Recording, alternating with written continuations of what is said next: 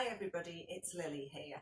I'm actually reading this today because I've never done anything like this before, so I was a little bit nervous.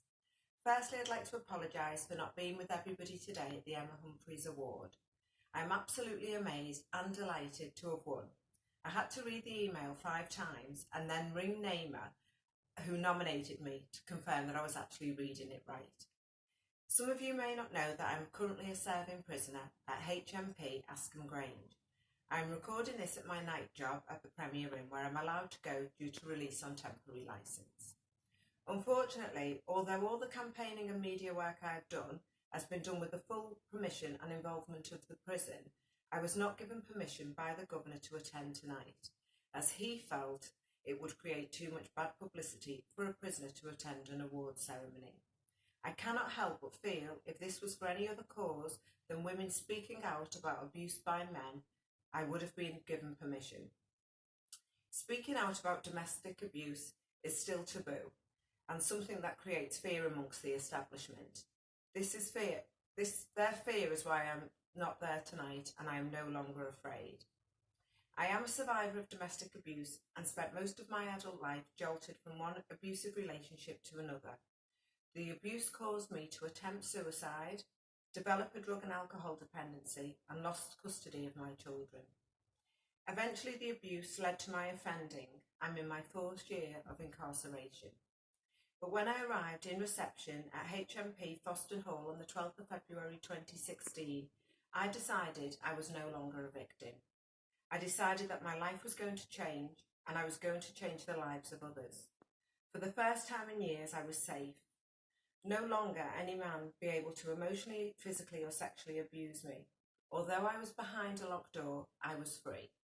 Free from fear, free to have my own thoughts, and free to make my own decisions, ensuring all those decisions would have a positive impact on my 4 children. I was given the gift of time. Every single day of my sentence, I've strived to make those women around me who are less fortunate than myself or not able to cope feel better and give them a little hope. As a Samaritan listener, I've been available 24 hours a day for women who would self-harm, unable to cope with the day-to-day life of prison.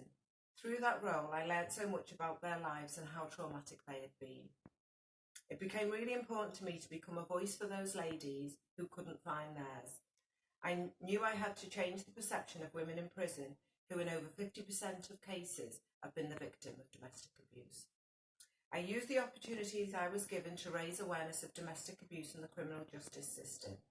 I spoke with the BBC journalist at BBC Stories. Myself and my daughter were interviewed about the Farmer Review for the BBC website, and I spoke on the radio on the BBC World Source about my experiences. I also wrote a blog which was published on Appeal's website.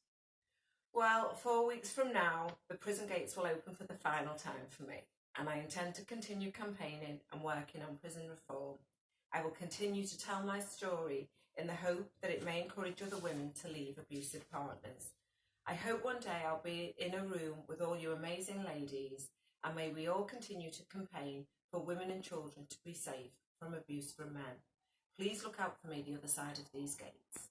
I'd like to say a huge thank you to Naima and Appeal for recognising the work I've done. However, I couldn't have done it without you. I know I'm just an ordinary woman, but one day I hope to achieve extraordinary things.